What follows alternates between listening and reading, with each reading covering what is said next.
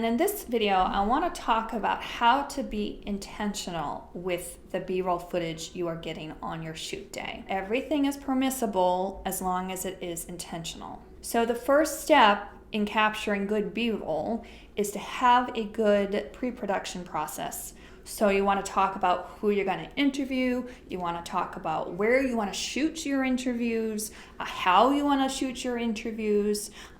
Nothing is by accident, all is by design. So let's be very clear and intentional on why you are doing what you are doing. The other part of the shoot day is going to be shooting that supplemental footage that should be driving home the key messages in your video content. So the best solution for B-roll is to always have your own proprietary footage taken.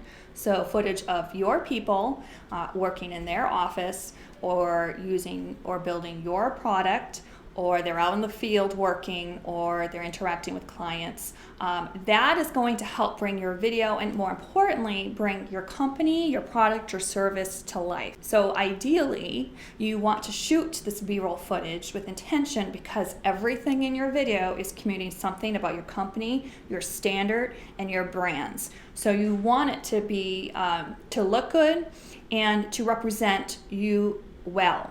Some other things you want to think about when capturing your B-roll would be how you want to capture it.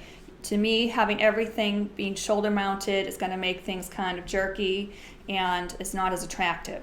So we like to use something called a Steadicam. There's also things called gimbals or sliders. There's all kinds of different tricks that you can use to capture some movement within your B-roll, because static shots to me after a while get boring. So if you are shooting B-roll for your project, I want you to spend as much time thinking about what you're going to be shooting as you spend time developing your interview questions or your script or whatever other piece of the creative process you're working on.